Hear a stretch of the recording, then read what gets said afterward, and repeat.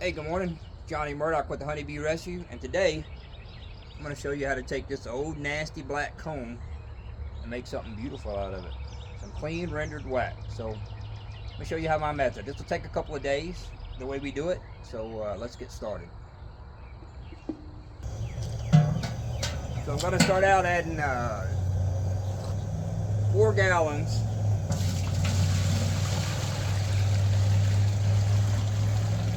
of hot water, and I'm using hot water just so it doesn't take as much energy to heat that water up because it's already warm. And another 2 gallons makes 4 gallons. My tank's about halfway full. I might have should have went with 3 gallons, and we'll start putting that comb in there.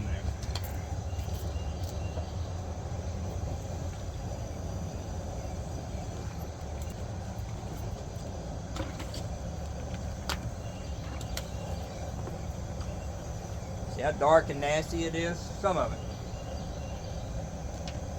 And this was from a cutout I did where it was actually a dead out. So maybe a little bit of honey, not much.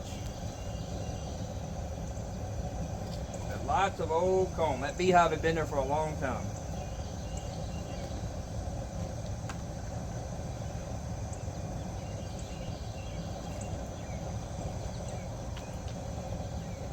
Basically, we're going to melt this down.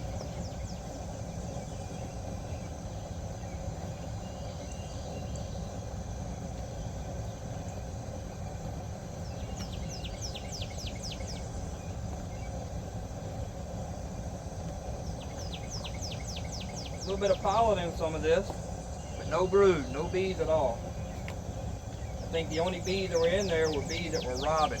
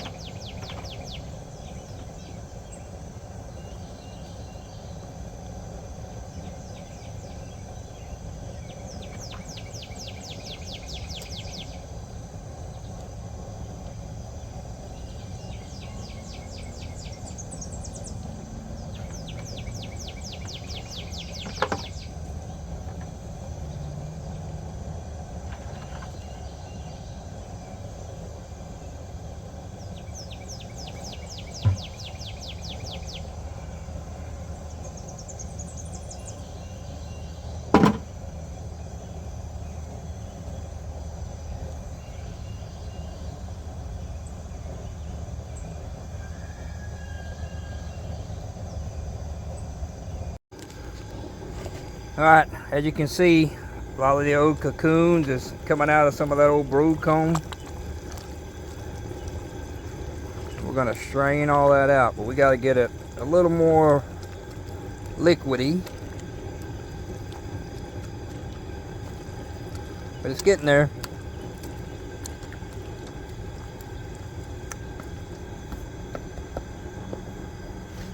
Alright, for all of our wax is melting, we're going to set up our filter system. So you can use an old sheet, an old pillowcase. All we want to do is strain what's going in here. What you do want to do is make sure your wife approves of what you're using. I'm probably going to get yelled at for this one.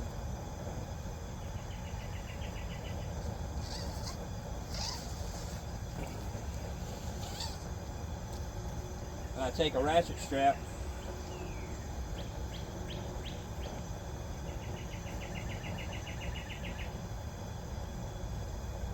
and it just provides a way to keep that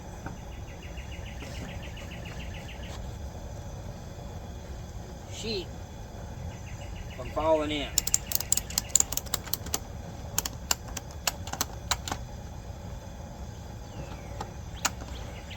There we go. We'll filter to this case. It'll get 99% of this stuff. We'll filter it one more time. We'll pour it in a mold and it'll be ready to go. Alright, we got everything melted down. We're going to get all these old cocoons out of there. I'll show you what I use to do that. basically I got an old strainer. We do that right there. All that coming out of the bottom is wax. We want to make sure we try to get that as dry as possible.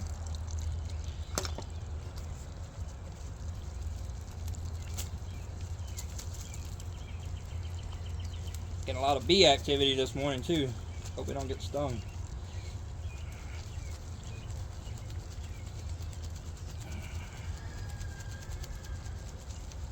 Hey, my wife got this actually at either Kohl's or the dollar store or someplace.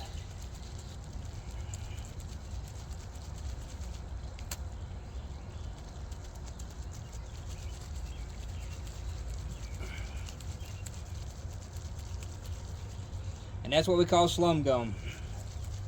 Stuff we don't want.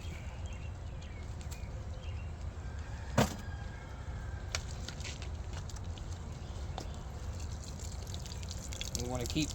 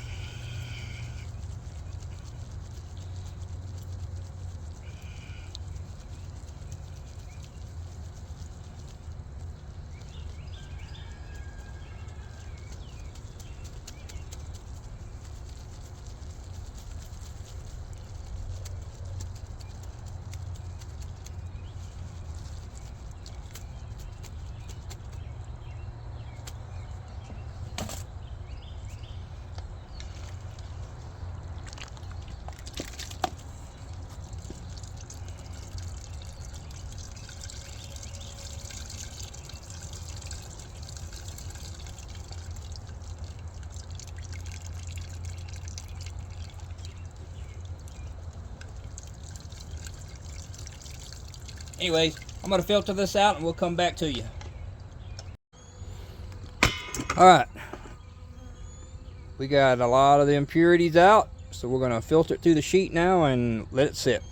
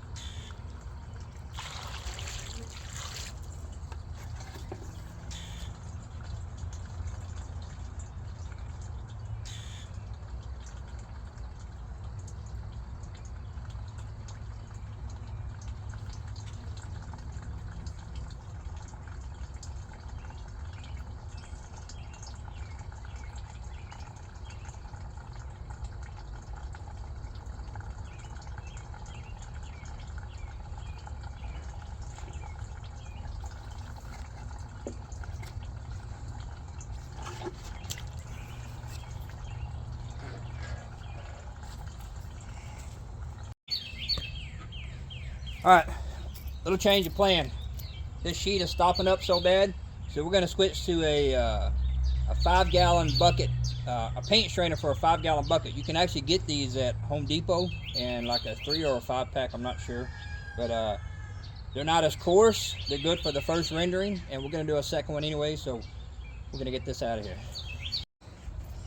Alright, we got the paint strainer bucket on it.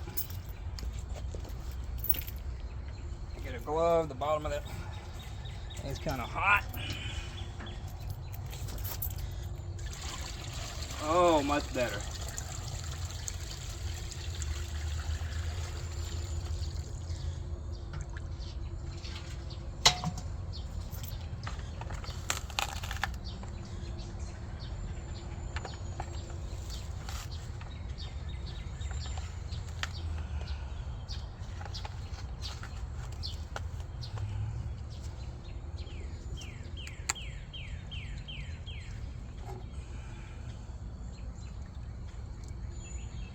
Still lots of this dirty, dirty comb. And the comb gets so dirty from the bees walking on it. They probably ought to have a little doormat at the front of the beehive.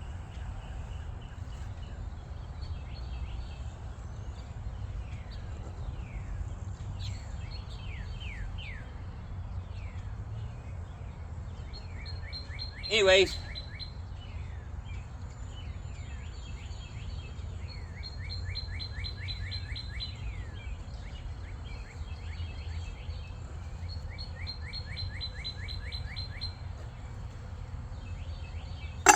we'll let that sit and come back to it later today.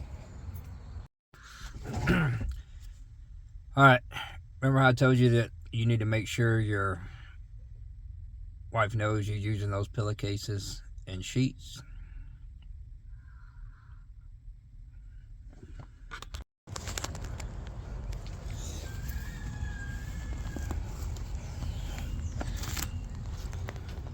So we'll just put this right here.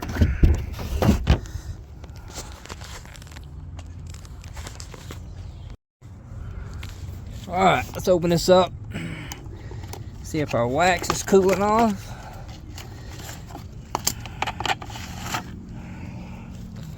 Ooh, it has.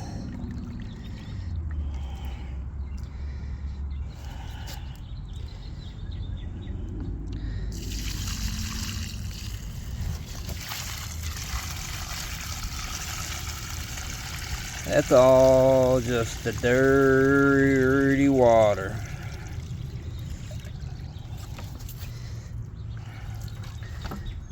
But man,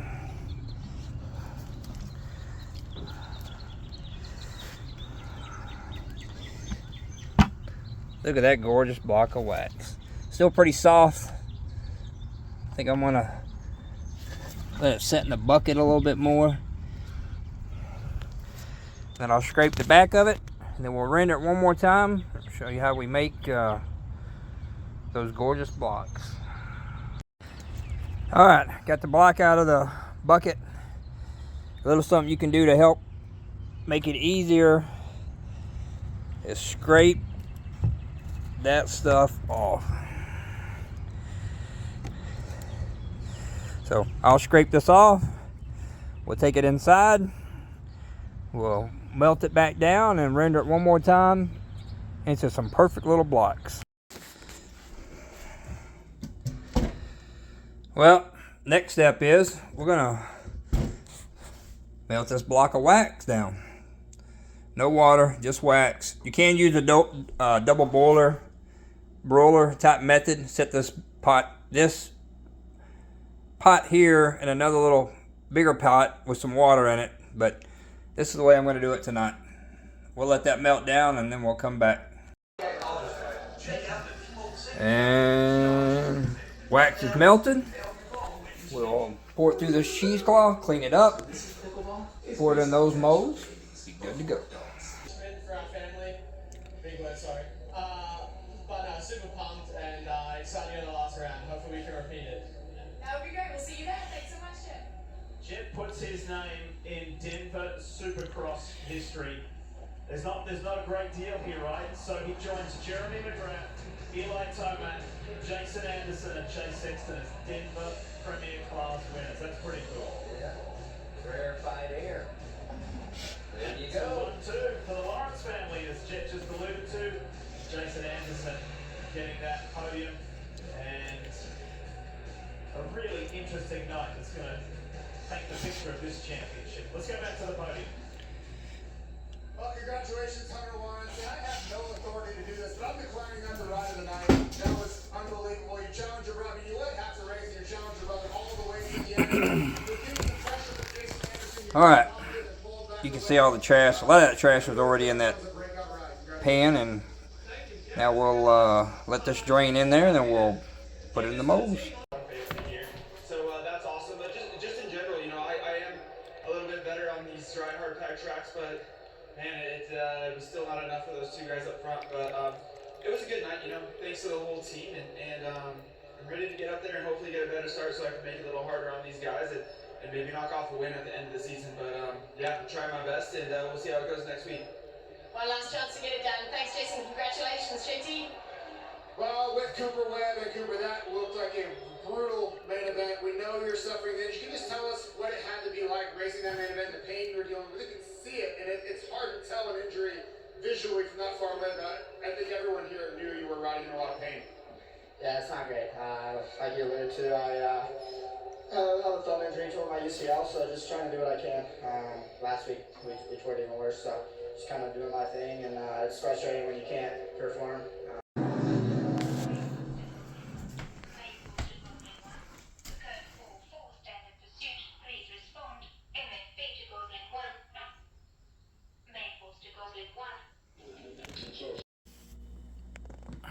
And it's just about done. And they're done.